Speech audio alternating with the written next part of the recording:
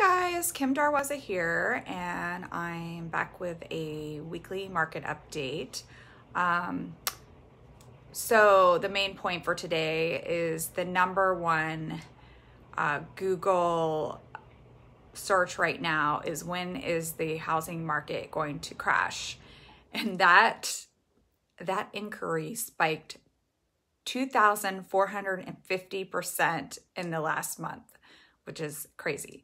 But first, I'll just give you the NVAR stats. So the April statistics finally came out for the NVAR region, which would include Fairfax County, Fairfax City, Arlington County, City of Alexandria, and Falls Church. And so the average sales price in the Northern Virginia region is $720,000, and it's up 7.9% from last year.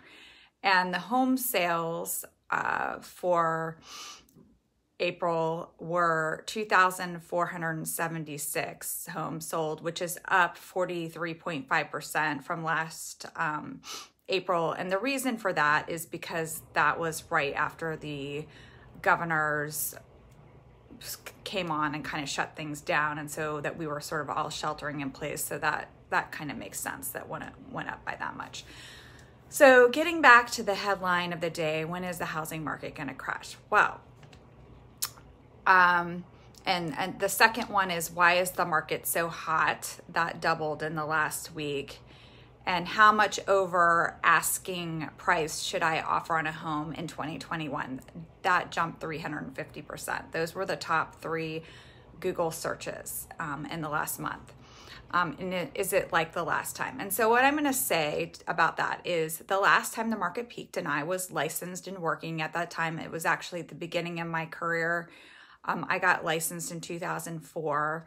So 2005, I mainly had buyers, and I was writing like 10 offers for each one before it would go through. So it was very similar in that regard. But in 2002 to 2005, the average annual appreciation was 10.3%, where 2017 to 2020, it's only been 6.3%. So houses aren't appreciating as quickly as they were back then.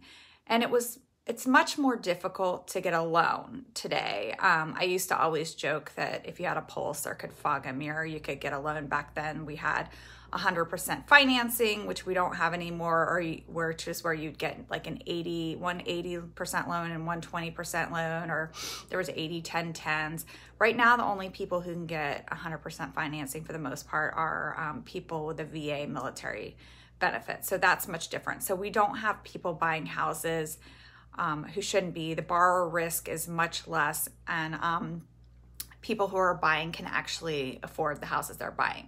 There were also like all these different loan programs that were like crazy. It was like you could pay, what we normally pay, which is your principal, interest, taxes, and insurance. There were loans where you were only paying the interest-only loans. There were like these pick and pay loans where you would pay like normal, or you pay interest only, or you could pay whatever you wanted to pay. It was just very strange, but we don't have any of that anymore. So the borrower risk, like I said, is much lower. And thirdly, there are less homes on the market today. Back when the inventory was increasing and prices were rising, 2004 to 2007, builders were also building more houses. And I had clients that actually, as a strategy or whatever, they would go to the builder and they would they would sign the contract in January, let's say, and the builder would say, okay, the home's not going to be finished being built till September.